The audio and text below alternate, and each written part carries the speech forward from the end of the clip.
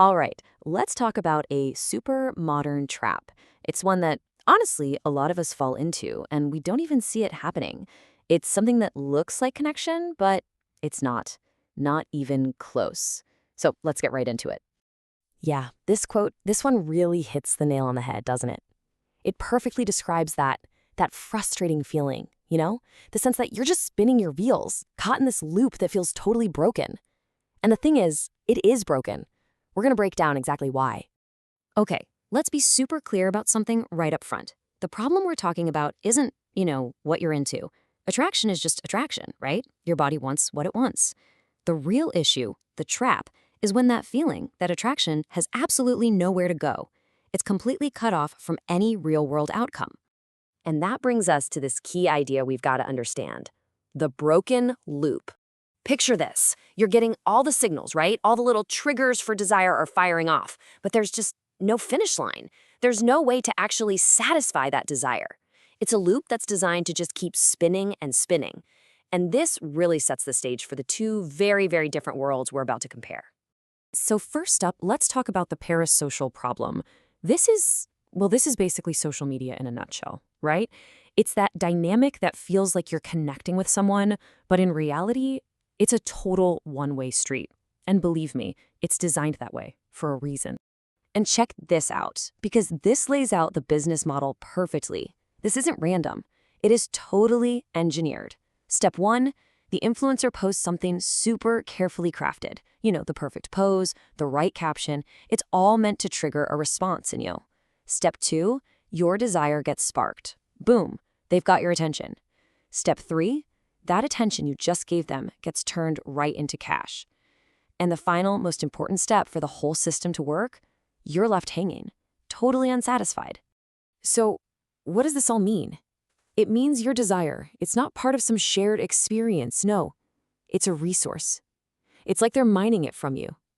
You're pouring in your attention, your emotional energy, and you get what exactly? Nothing real back. This is extraction, plain and simple, not an exchange. I mean, this quote puts it bluntly, but it's the absolute truth of this model. That feeling you have, that unresolved wanting more, that's the engine. That's what keeps you scrolling, keeps you clicking, keeps you coming back. Your distress is their business model. The whole thing only works because you never get what you're looking for.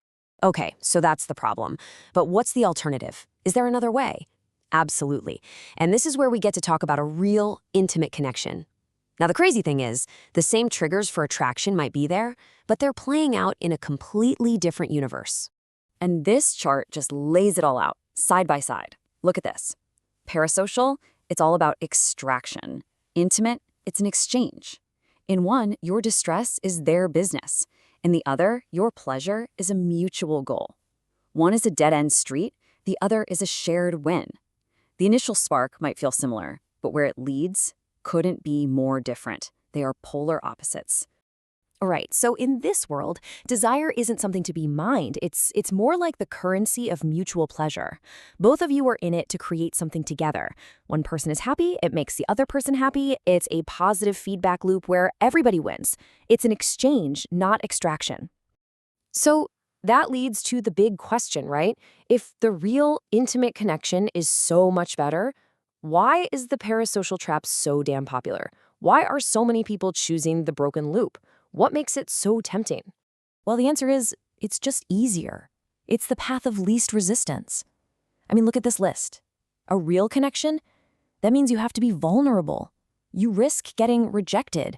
You have to have those, awkward conversations. It takes real effort. The parasocial trap? It lets you skip all the hard stuff. It's just easy, safe, simple consumption. No risk, no effort. All right, so how do you actually break out of this? How do you find that real two-way street? Well, here's the secret. You don't try to change someone into what you want. The key is to find someone who's already on the same page. Yeah, this is a total strategy shift. You gotta stop thinking you can convert someone. It just doesn't work. Instead, you look for someone who's already wired that way. And trust me, they're out there.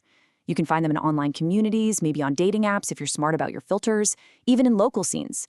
The whole game is about finding that natural overlap between what you want and what they want. And this right here, This is the core mindset shift you have to make. A real connection is not something you build into a person. It's not a renovation project. It's something you build with them.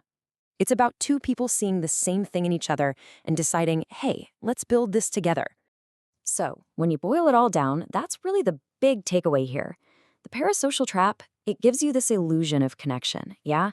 It feels safe because there's no risk, but there's also zero real reward. A genuine connection, it's going to take work, it's going to require you to be vulnerable, and yeah, you might get rejected. But the payoff is real satisfaction. And that's something a one-way street on social media can never, ever give you. So I'll just leave you with this one question to chew on. In this world that we live in, that's just flooded with easy digital illusions, is that illusion of connection really worth the price of real satisfaction?